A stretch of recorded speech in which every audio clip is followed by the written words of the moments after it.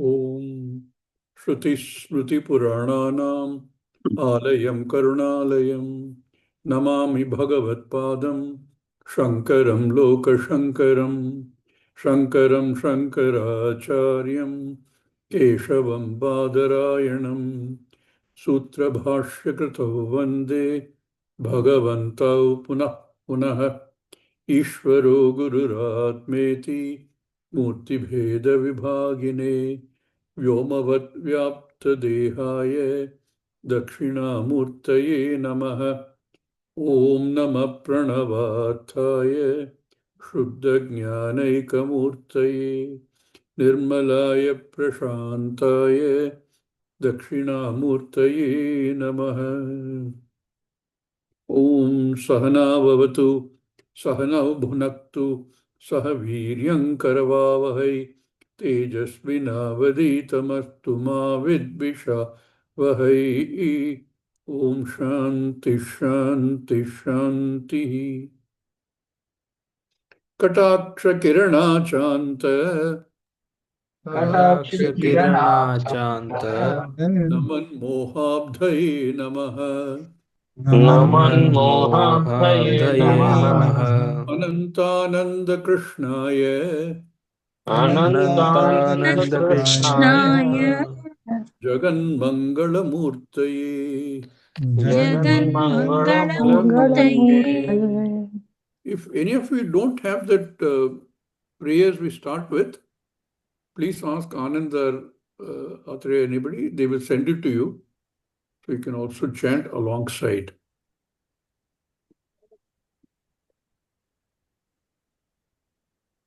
Swamiji had raked a fine tuning of what is Advaita and what are all the other darshanas. What this text does, it is called a Mimamsa text. We talked about it earlier, saying this is a Manna Grantha. Allows you to examine the way we look at it, examine the way others look at it, and try and analyze and arrive at what is the correct perspective. And this, you don't have to know the details of all the darshana. Although what I will do is I'll give you an overview. I know in the meanwhile, Jagdishanji had made an attempt at getting it from ChatGPT. ChatGPT is good, but in some of these things I find that because it picks up from a lot of its own database, there are things which you need to double check and verify. In fact, if you took different AI platforms, ChatGPT or Copilot or any of the other ones, you will find that there are differences in the way they present it.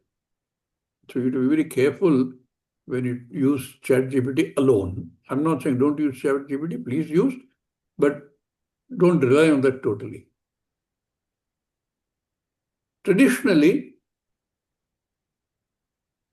they accept 12 what are called darshanas, dvadasa darshanas. A darshana you can think of as a point of view. 6 of these are considered astika darshana and 6 are considered nastika darshana. Now, normally in our day-to-day usage of the word nastika, it means one who believes in God is called an astika. Bhagavan asti, therefore astika. And one who says Bhagavan nasti is nastika. But that's in our normal day-to-day parlance. In Vedanta, we don't look at astika and nastika like that. Anyone who accepts Veda as a pramana is a means of knowledge, is called an astika. And anyone who does not accept that as a means of knowledge, either comes up with his own or uses some other pramana, is called an astika. So we have 6 what are called Astika Darshanas and 6 Nastika Darshanas. There are some prominent ones in there. Nastika Darshana typically includes Buddhism. Within Buddhism itself, there are different schools of thought. There are ones who say there's only Shunya. There is nothing else. There is nothing. Abhava. And there are others who say it is a flicker. Like that, they have their own. And you have Jainism, Mahavira and all the others, who also have a point of view, a philosophy of their own. These are prominent Nastika Darshana.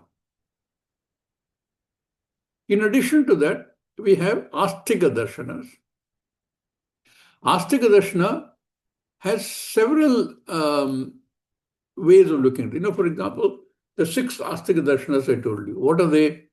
Nyaya, which is a very important thing because we use that logic to arrive at these things. This is not one of those where you accept whatever is told to you because it's a belief, it's a faith. It is not. It has got to really answer to your analysis. Then there are others called Sankhya. Yoga is another philosophy.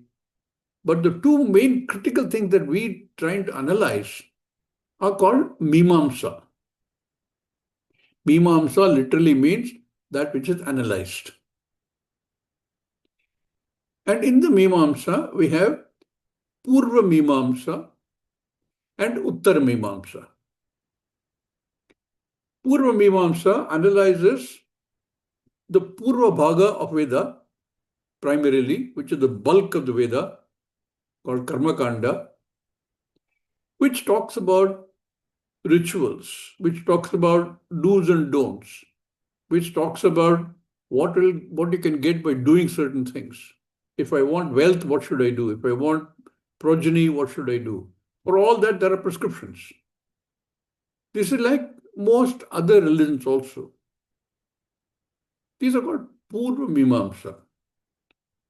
So many times you will find when you're reading Shankara Bhashyam that we talk about a Purva Pakshi. Typically, these are people who hold that karma and upasana are the ways to reach moksha. A lot of arguments for that.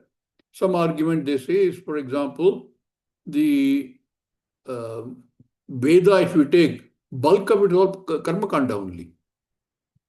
Whereas Uttar Mimamsa, called Vedanta, is the end portion of each Veda called Vedanta, which consists essentially of all the Upanishads. So this is the broad classification. The Nastikas like Buddhists and Jainists, etc., and the Astikas, Sankhya, Yoga, Nyaya, but most importantly, Purva Mimamsa and Uttara Mimamsa. Our concern really, when we're studying Vedanta, is with the 2 Purva Mimamsa and Uttara Mimamsa. Because this is Mimamsa, this is analysis. And this text helps us to analyze and look at it very critically. What is Uttara Mimamsa? Uttara Mimamsa also has several other classifications within that. But the most common ones are 3. There is Dvaita, which clearly talks about saying God and the Jagat are separate, inevitably separate. They're 2 different things. And then we studied a little bit about this Vishishtadvaita, which said, no, that's not true. They are more or less the same, but still different. A very funny way of looking at it. and Advaita. They say there is no difference. Jiva and Ishvara are identical. There is no difference. And whatever we see is explained by the concept of Maya and Mithya. We will continue to talk about Mithya as we study this further. And this Mithya coming out of Maya. Everything other than that one indivisible Akhanda Satyam called Brahman, if it is there, and you have to see that, is only a, often it's called illusory, but a better word is Mithya. Illusory means it doesn't exist most of the time, but here we're not saying it doesn't exist. We say it has no independent existence. That is what is called Mithya. It is neither clearly classifiable as Satyam, nor rejectable as non-existent. And this example cited is a rabbit's horn, which is a non-existent thing. It's neither like that, nor is it really Satyam. So in the sections we read yesterday or in the last class, what Swamiji has tried to do is to say, okay, forget about Nastikas. We are not concerned with them. We're not going into details of the Astikas also in terms of their philosophy like Sankhya or Buddha, or not Buddha, sorry, Sankhya or Yoga or Nyaya, etc. Let's focus on what we are studying, which is the Vedanta portion. And in the Vedanta portion, the three key ones that we have to look at, which is Dvaitam, Advaitam, and Vasishtha Advaitam. In this, what Swamiji is trying to establish is that you don't really have to look at all of them, because if you say you are opposed to Dvaitam, opposed to Advaitam, means it is Dvaitam. How? Advaitam itself is a negation of Dvaitam. Dvaitam is the multiplicity. Separate Manushya, separate Jagat, separate Ishvara, everything alag-alag.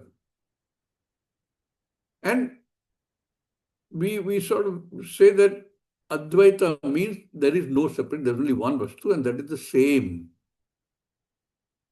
It is not part of, it is not a spark of, it is not a servant of, none of these. It is just the same. Then why do I see it differently? That is the study we make. Why do I see it differently?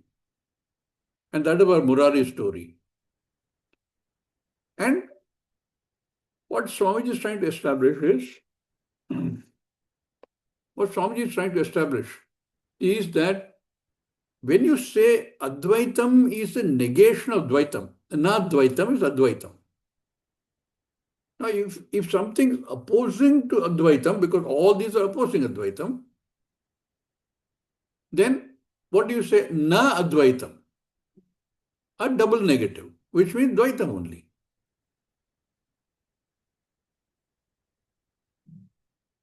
So you use that to understand that there is only Dvaitam and Advaitam. Everything else comes under Dvaitam. Because later what he will do is he will take it into the discussion, into the analysis, and show why there is lacunae in the arguments for Dvaitam. In fact, starting with the next verse itself, you will see the whole analysis begins. Therefore, when Swamiji opens it out for listening, you will see that this is unlike some of the other texts we have done, where the mantra is taken or the sloka is taken and word by word analysis given and a sort of meaning is given, and then complete analysis is given. This does not have all that. It goes straight into analysis. Because this is a text which is meant for analysis. So, with that background, if you understand what we read about this, and if you have anything which is not clear, we can talk about it.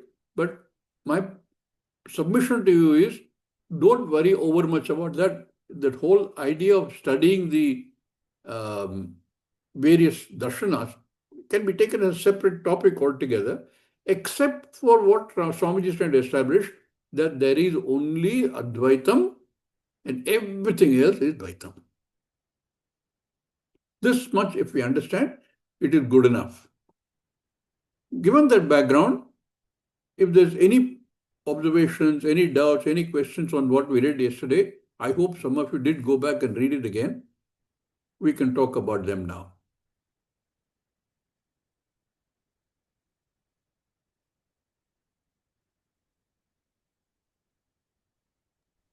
Swamiji, I have one question. Sure. Like this term Advaita Vedanta. Hmm. So, like when Adi Shankaracharya started writing Bhashyam, he would have like made it only Vedanta, and later on to like separate it from like other uh, Vishishtadvaita and Dvaita. Then we have added Advaita Vedanta. Is No, it? no. Do you understand this chronology? Dvaita had always existed. There are people who were advocating Dvaita and people who are advocating Advaita before Shankara's time. Yes, Sankhya and all. Yeah. No, even any kind of format of Dvaita and Dvaita. What we now refer to commonly is where it was propagated in a big way. Dvaita was propagated in a big way by Madhvacharya. Hmm. That was around the 10th century. Shankara was around the 6th, 7th century. This is about 300-400 years later. And then Ramanujacharya came along in the 12th century and he talked about the Vishishta Advaita. He is claiming it neither Advaita nor Dvaita, it is somewhere in between. So even when Shankaracharya in your Bhashyam, you will see when he refutes Dvaitam, it is there, it always existed. What did exist was Madhvacharya, what did exist was Ramanujacharya. They came in later and they popularized this in their own way. So these have No, always been there. no, yeah, right. But my question was that we had already five darshanas, right? So Adi Shankaracharya would have just named it Vedanta, not Advaita Vedanta, because there was no other Vedanta. No, that is what I'm saying. They're always there. Okay. It was always there before Shankara's time, it was there. Dvaita Vedanta also. Yes. Shankaracharya is not the creator of Advaita Creator. Vedanta. No. It has Yeah. always existed. This is not a few hundred years. It is, in fact, has always existed, kalpa after kalpa after kalpa. And in this particular kalpa also, it's been in existence for tens of thousands of years. Shankaracharya was only about, what, 15, 1600 years ago. Mm-hmm. This, this whole Vedanta and the way you understand Vedanta has always existed. Yeah. Swamiji, I have a question, not exactly again very relevant to the topic, but again related to the darshanas. So when we spoke about nyayas, which uses only logic and discussions to come to a conclusion, like what is the conclusion? Like the logic is used to come to a conclusion of what, Swamiji? What conclusion, like based See, on what the conclusion is made, or right. what? Nyaya works on a lot of assumptions, like any Nyaya. Works on some assumptions. They call it, slip my memory. Uh, there are some key words they use. What is the basics? I think 8 basics they talk about. What is the word term they use for it? I'll remember it. I'll tell you. What is the conclusion they draw? That world exists, is real, based on these kind of assumptions. But there's also, do they define something as moksha or as Yes, an yes. end goal? All of these talk of moksha. Yes, Swami. All the darshanas talk of moksha, but their definitions vary. For example, Advaita talks about moksha as only pure jnanam. Just knowing and correcting the error that we have made. There are others who have different kind of this thing. Others, for example, they say samipyam. You need to be close to that form of Vishnu, whatever form. Most of them talk about Vishnu. And that becomes their definition of moksha. Some talk about merging back into Parameshvara. Various kind of ways of looking at moksha, but the way we understand moksha is simply, and that is it is brought out by a lot of Vedanta texts, including Brahma Sutra. Brahma Sutra, in fact, starts by saying Athato Brahma Jignasa. The need to know Brahman. What is Brahman? And then you have all these Mahavakyas. Aham Brahmasmi, Tattvamasi. All of these are pointing out to the Aikyam only, non-separateness, the sameness.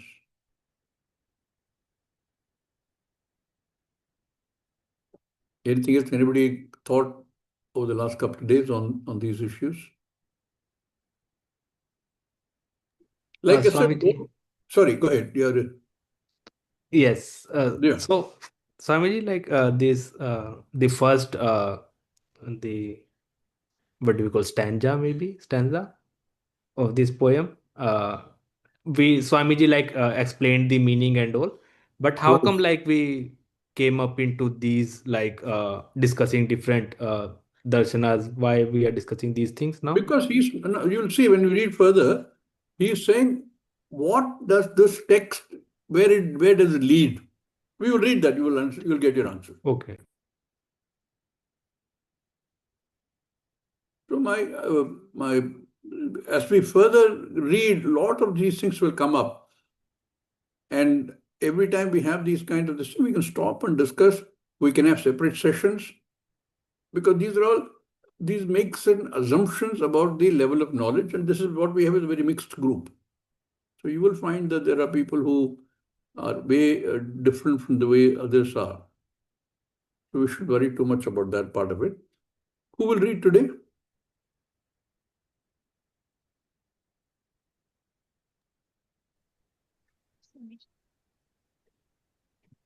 I think Padma Shri ji. Ravi was telling he will read, otherwise I'll read. I'm sorry? Not I saw okay. Padma Shri ji unmuted. If Padma Shri ji wants to read, she can, otherwise I'll read. Yeah. One of them, Ravi Shankar ji is also saying that. Padma, you want to read, please? Go ahead. Yes. Can you hear me? Yeah. I think we were in page 22nd paragraph. 20, right? 20. 20. Yes. Yes. That vastu is something that can never be negated by anybody, because we are not presenting anything to be imagined here. In Advaita, that vastu that he's talking about, in Advaita, that vastu is something which you cannot negate. Yeah. Vastu here refers to Brahman only. Brahman, yes. Satya vastu. Whatever is seen here is a mixture of Satyam and Mithya, Kalpita mixture. Mithya cannot be mixed up with Satyam, because Mithya has no being independent of Satyam. That is why it is called magic. Mayavi iva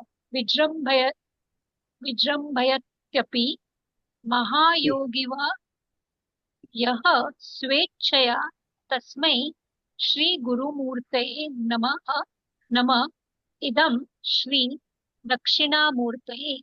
This is the second stanza of Dakshinamurti Stotram. Third line of that.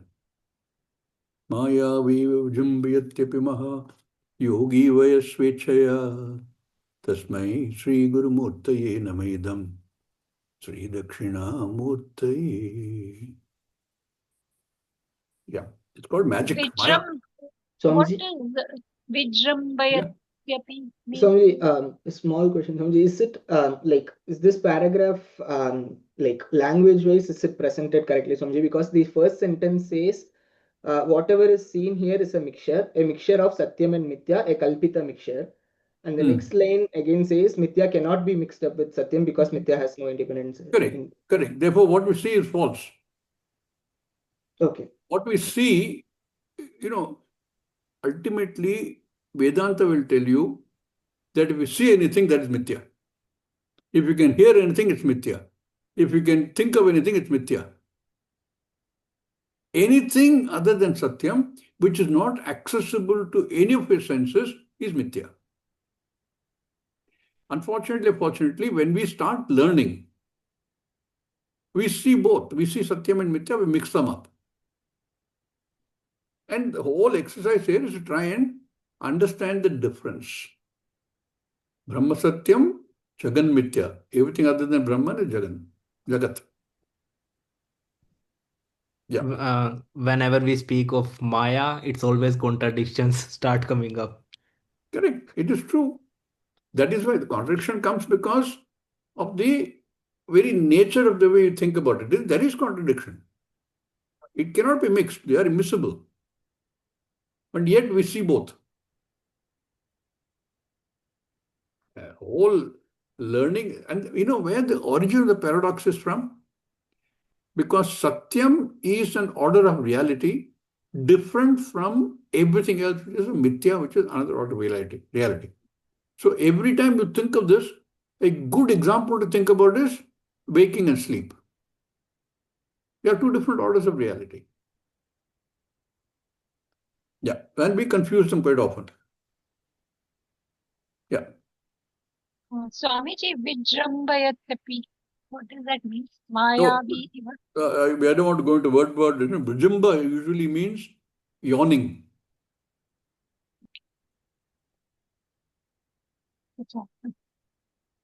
Mayavi Iva. Mayavi is Parmeshwara. Mayavi by his own Ichha creates the Jagat. Like when we get up from the sleep, we yawn. So with that, just a yawn, Lord is able to do these things. Is it? Does that literally, if you want to take it literally, yes, but that's not the way to read it. You don't even imagine that the Lord is sleeping and that he is dreaming. The whole world is a dream. Then you go to Matrix. But in Yoga Vishishta, it is said like it is the entire thing which is, it is like a dream only. Dream of. Yeah. You use the dream only to try and understand that, yes, it is possible. It is possible that whatever I see is not real. Otherwise, what is our assumption? Like in a court of law, you say you're a witness. Okay, did you see the car hitting that fellow? If you saw it, that becomes a fact. But by Vedanta, we say if you saw it, it's wrong. It is mithya.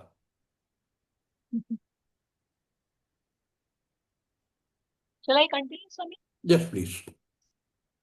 Mayavi Iva, like a magician producing things out of his hat. At least the magician has a rabbit already in his hat and produces it. But here, without producing, he produces. This is real magic. You do not You require. always use the word Iva. As though. Yeah. You do not require to see any other magic because you see the magic all the time. Everywhere it is magic. You need not wait for magic. You open your eyes, it is magic. Close your eyes, it is magic. It is all magic.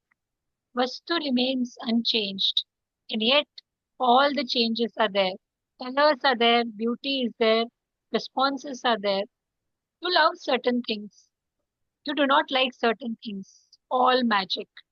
What you love is also yourself. What you hate is also yourself. How can you love and hate yourself? Magic. Therefore, it is a constant magic. That is something you cannot deny.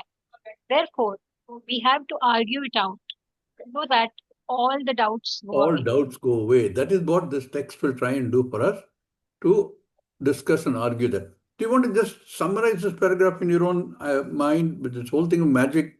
We'll talk a little bit about that. Maya. Maya, everywhere you're seen, and everywhere, like as per Advaita Vedanta, we are all one. So whatever we are doing, we are doing with ourselves. Like in dream, we are producing our own dream. We are only becoming so many characters. So in reality, it is the same thing, but maybe we are not able to analyze. So we are imagining everybody to be different other than us. But in reality, everything is same. So that is what he is saying, that you are loving yourself, you are hating also yourself. So this is magic. Everywhere it is magic. Whatever you do to yourself, others, everything. You open your eyes, it is magic. You close your eyes, it is also magic. Correct. There are, I'm sure all of you have attended some magic programs. When you were children, maybe later on. We had a very famous musician called P.C. Sorkar. There are others you see on the TV these days. Incredible what they do looks like. What is magic? Magic is something you cannot explain with your rationality. Even if you say that I don't know everything, you can't explain it. Who does the magic?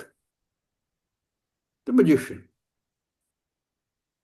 The magician does the magic, which looks mysterious to us, non-understandable to us. Till when does it remain like that?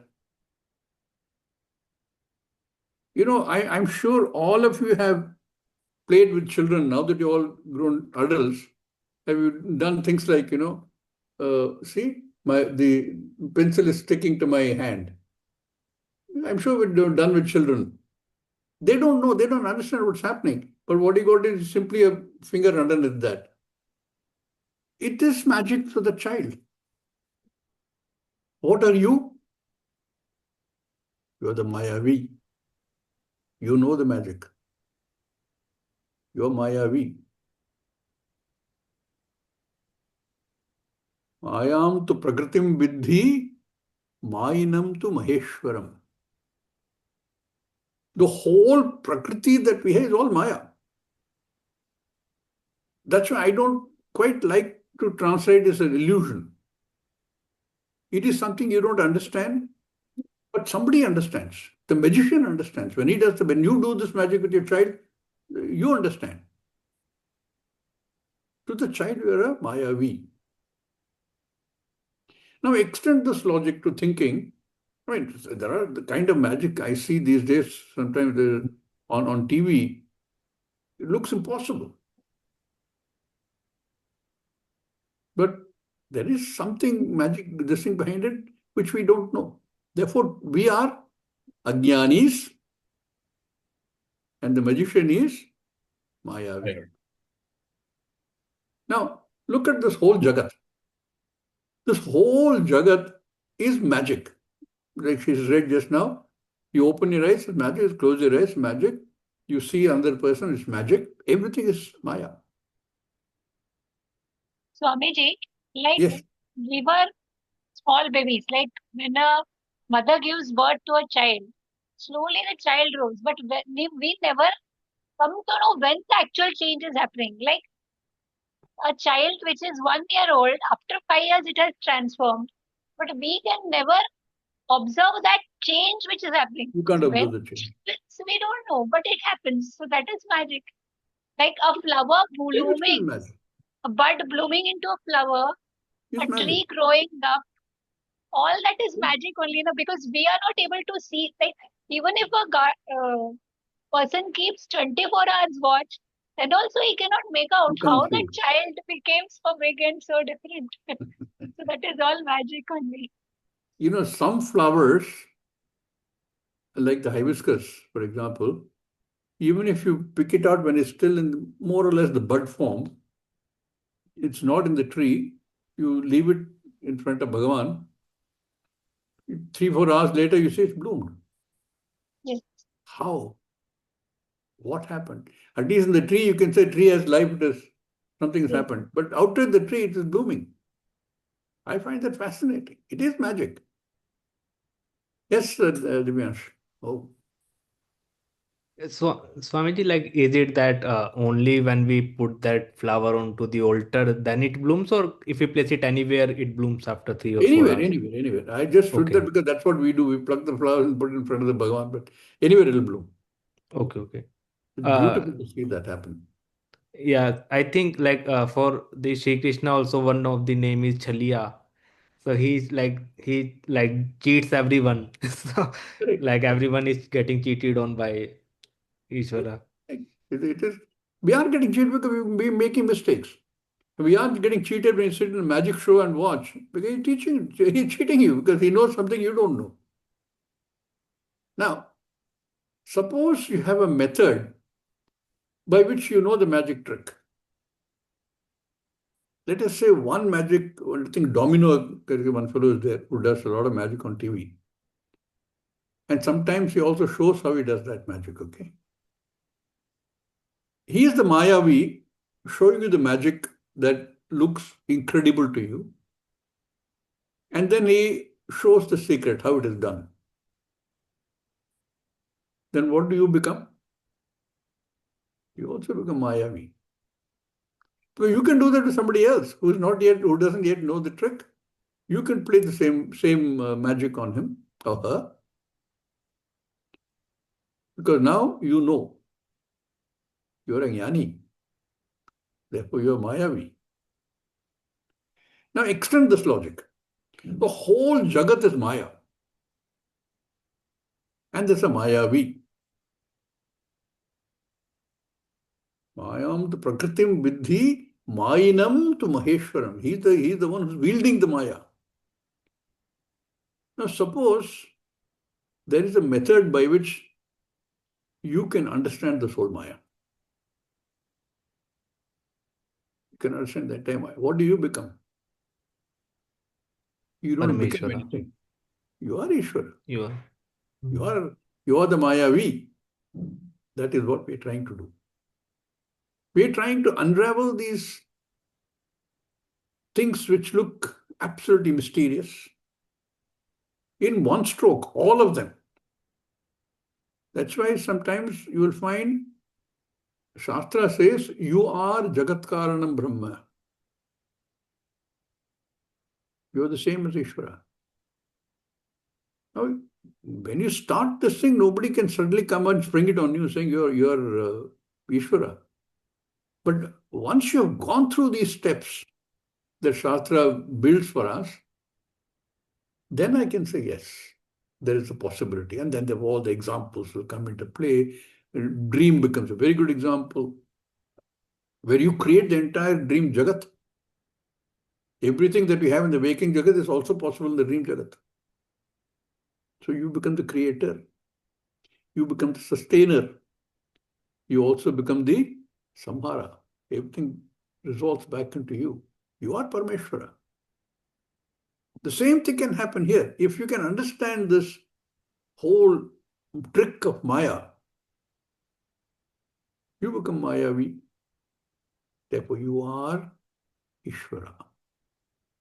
Isn't that beautiful? Look at that. You're all Ishvara. Where the trick is, when I say you are Ishvara, each one of us says, oh, I'm Ishvara. The whole trick is understand the way I understand I does not exist. That is where the error is. Then only you can transit to the next step. But it is a process.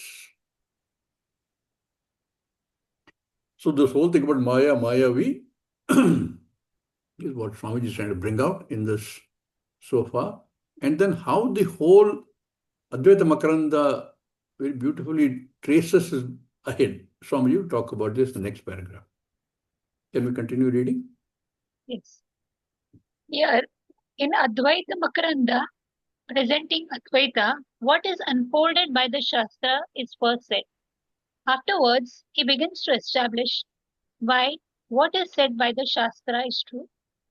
In the first verse itself, he tells what is the truth.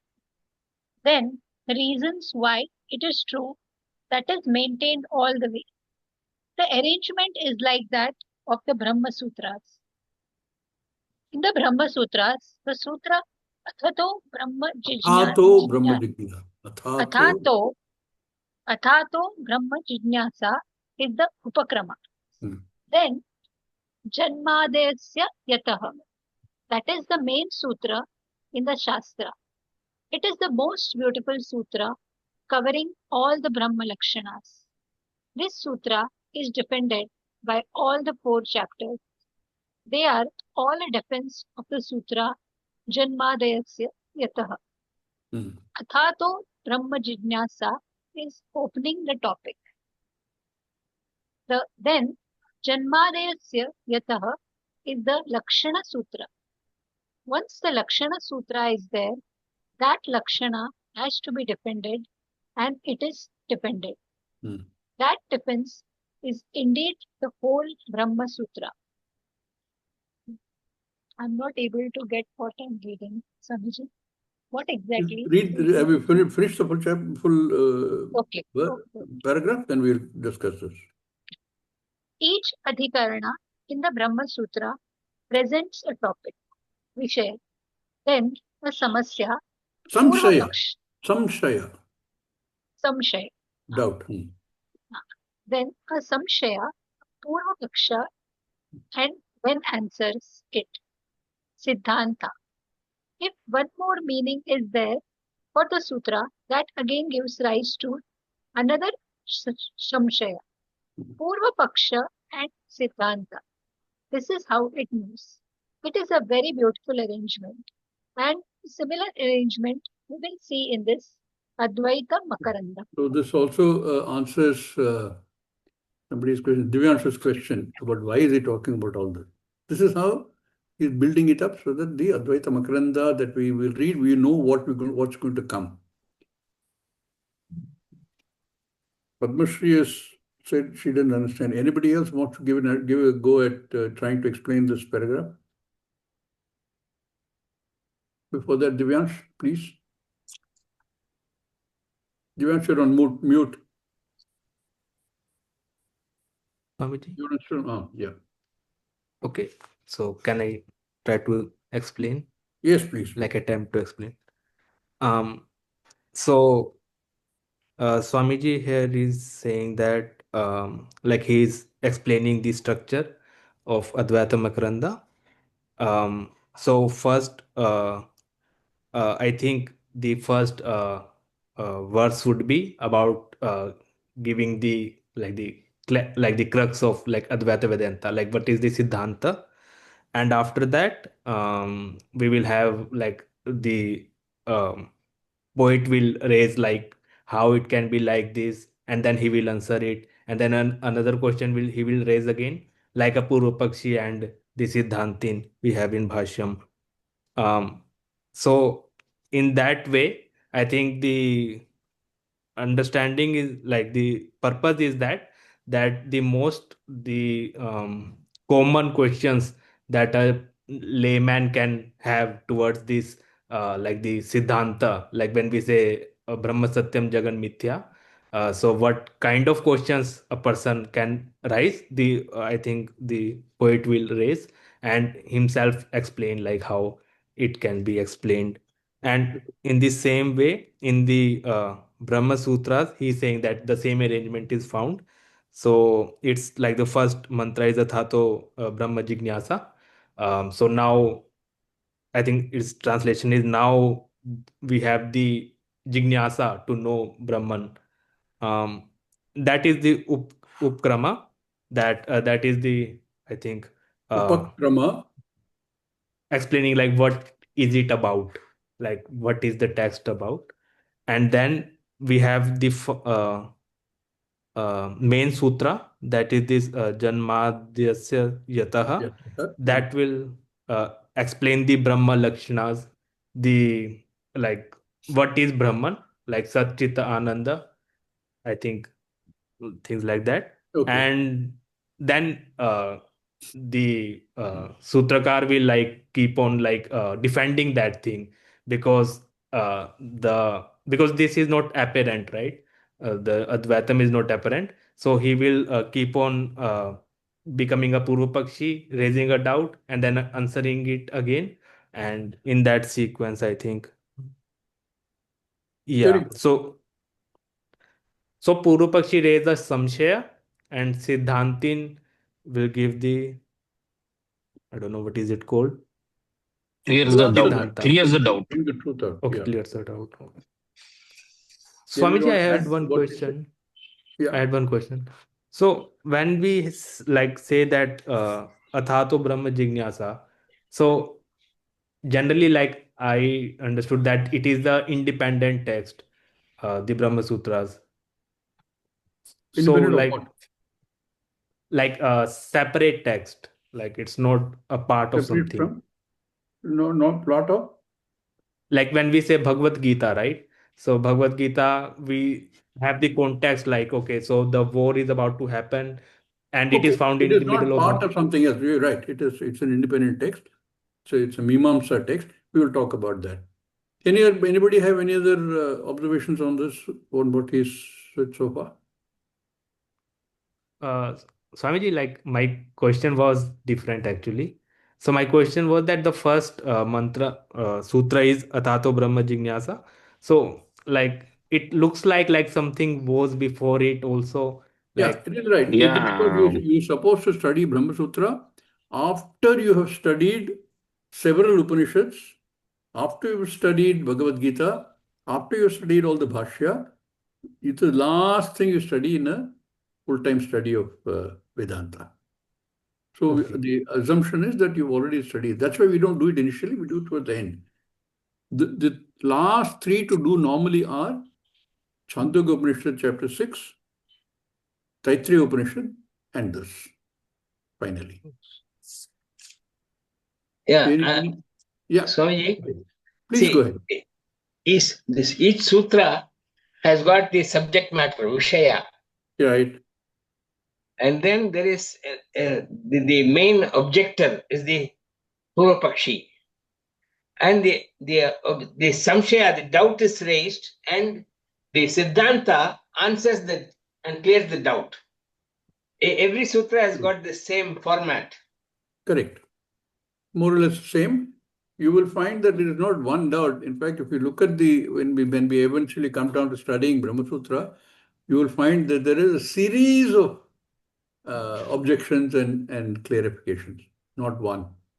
Plenty of them, and each sutra will be there. See, before we go there, somebody wants to read the footnote on this. What is Purva Paksha and what is Siddhanta? Can you continue, Padmashree, yourself? The bottom? Yes. Right. Purva Paksha is the objection to an assertion in any discussion, the prima facie view or argument in any question. The view placed first for the consideration, which generally is the view of the objector and is generally refuted. Correct. That is a Purva Pakshi, one who raises objections to whatever statement has been made. And what is Siddhanta? Siddhanta, Siddha Nishchitonto Yatsmat.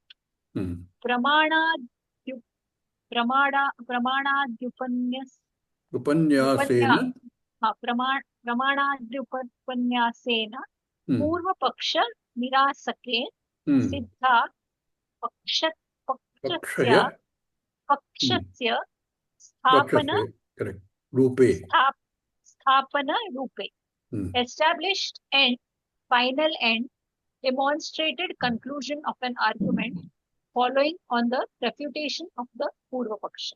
That is why I said normally what happens, one Siddhant clarifies something, based on that he'll raise another objection, based on that there'll be another objection.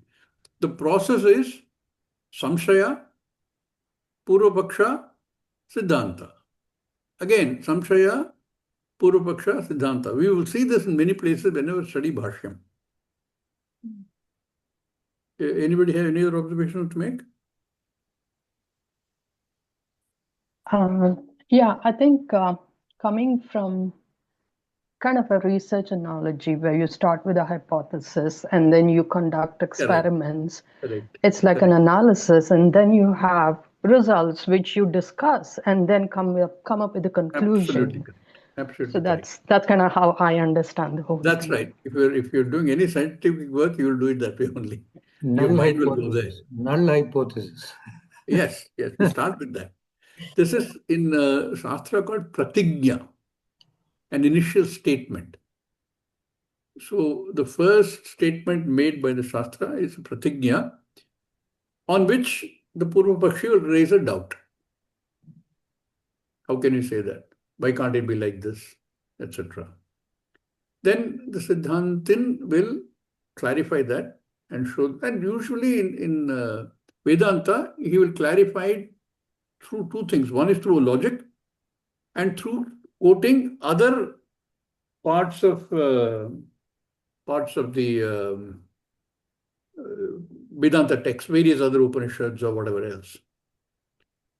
So this process will go through. It's called, so Upakrama, you saw the word here. Upakrama is the initial introduction, beginning.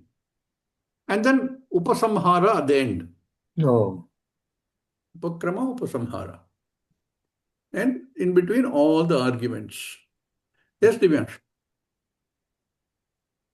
Swamiji, so when you said that Brahma Sutra is like advanced text, but the structure of this and that is same, and both are Mananam text. Very similar.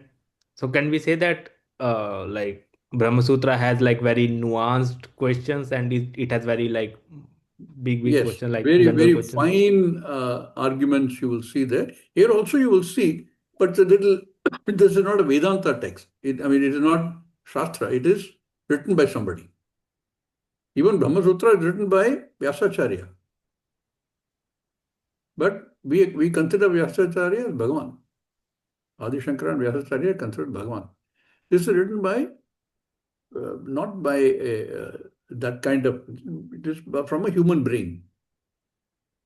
Lakshmidhara Kavi. So it is definitely not the same level. In fact, when you go into the arguments in Brahma Sutra, you really realize, see, Brahma Sutra has several chapters, Adhyaya. But when we study Brahma Sutra, we start with what is called a Chatushloki. The four key verses four key sutras are given, of which first one we saw Athato Brahma Jignasa. Now we have to understand Brahman, we have to know Brahman. They have a desire to know Brahman. And then it expands. A lot of discussions will take place on that. And then this thing, which says Janmadhyasya Yataha. Yataha, from which, Panchami, from which all the Janmadi have come. So that the key, this thing saying that everything here is dependent upon that one. Janmadhyasya Yataha. And then the third one says, what? Shastra Yonitvat. Everything is dependent on the Shastra only. Shastra is the yoni for all this. You also look at it other way also. The Shastra is the yoni for all. Yoni means Garbha. And the fourth sutra says, Tatsu Samanvayat. Establishing that all of these texts, Vedanta texts, say the same thing, Aikyam. The Akhandatvam and Aikyam. So then we have all the adhyayas where these are all expanded, discussed, etc. Even these four, there's a lot of bhashya, there's a lot of tika, there's a lot of discussions. And in each one, there is Samshaya, Purvapaksha, Siddhanta. Each one, it goes on like that. Yes, Divyansh. Swamiji, like you mentioned that um, the all the other schools of Vedanta, Dvaita, Vishishta Dvaita, were also existing at the time of Yes. Shankara. But like I had heard that like they came up later on. Also because like when we say like in the Shankar Bhashya, the Purva Paksha is generally Purva Mimamsaka. It's not some Dvaita Vedantin or Vishishta Dvaitin. So there So are why there are does many like places where if you also Dwight, in fact, many of them he will start even in Brahma Sutra, the very beginning is like that. Aham pratyaya and idam pratyaya. There is no aham and idam. That he develops on that. It is there in some of the other these things also. Because there are obviously when somebody looks at the Vedas and says the bulk of the Vedas is Karma Kanda, and that really Karma Kanda talks about Dvaita. The Karma Kanda is all about Dvaita, I and Ishvara. And therefore they will get stuck there and saying, because anything more I'm not able to understand, leave that out. Therefore, I and Ishvara, Dvaitam, in any form you want to take it. But what happened to Dvaitam and Vishishta Dvaitam, etc., later because they were popularized by Madhvacharya and Ramanujacharya later, several hundred years after Shankara. okay, so like Adi Shankaracharya did not like feel the importance to like counter those in his bhashyas. No, he has. In many places, I told you, even in some Brahmasutra, very beginning, introductory bhashya, he says, idam pratyaya and aham pratyaya. Okay. Aham and idam are not two different things. You're mixing things up. Yeah, So that's Swami, what yes, Ratnamji. I'm told that during Shankara's time, Buddhism was very prevalent, and Yes. mostly the Purapakshi questions were Buddhism Lot of the related, Purapakshi questions also have to were do with Buddhism in fact, ideologies. some people say that but for Shankaracharya, we'd all be Buddhists today. Yeah, that's what I also think. So he went around. See, he went around refuting, went in his yatra, Vijay Yatra, all over the country. He would go seeking people who are the top notch in a particular way of thinking, and invite them for a debate. And those were they were debates in the sense of Vada. They were not Jalpa or Vitanda. You know the difference between Jalpa, Vada, and Vitanda, where both parties are genuinely trying to understand the end truth and not sitting on this is this thing, therefore this has to be correct. Not that way. So a lot of people, and most famous of which you know about is Mandar Mishra. Mandar Mishra. Sureshwaracharya. And his wife was the judge. He became a disciple of, because that was the condition under which they went into the debate, that whoever loses becomes a disciple of the other. They had that Jainism also was rampant. Apart from this thing, Buddhism, Jainism also was rampant, and then but for Shankaracharya, I think it would have been all the way the Buddhists and Jains would have stolen the show. Possible, very possible, very possible. So what Swamiji has established so far is that we are heading. How many verses are there in Advaita Makaranda? 545. Oh, Advaita Makaranda, not in. No, not 28, in 28, 28, I think. 28 verses. In those 28 verses, he will build this up. He will show how Satyam Jnanam Anantam Brahma has to be looked at. What is Nitya Brahman? All that, each one he will take and he will analyze it. But the first statement in the next verse, we will see. The next verse says, Ahamasmi Sada Bhami Kadachin Nahama Priyaha. This is very similar to what we read in Dirgdasha Viveka. And Brahmaivaha Mata Siddham Sachidananda Lakshanam. We will start with this in the next class.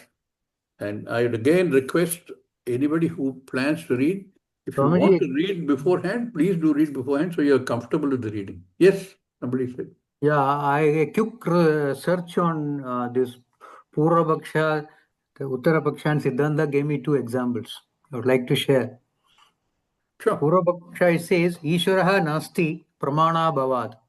Then it says, Uttarapaksha, Ishvaraha asti jagadaha srishti karanatvad. Then Siddhantaha, Isharaha, Anumanena Siddhyati. Then the general rule I asked, common example. So it's Puravaksha says it's something like an objection. Okay. He says mobile phones should not be allowed in schools because they distract students, lead to cyberbullying and reduce focus on studies. Then Uttarapaksha says the mobile phones can be allowed with rules. They aid learning, helps then improve safety and teach digital responsibility if monitored. Then it says Siddhanta, it says the conclusion, mobile phones are permitted in schools if used responsibly under strict guidelines. Something See, just this interesting, but this first one he read about Ishvara not being there because of no pramana. yeah. But that he very simply said the effect is there must be a cause there. It's as simple as that.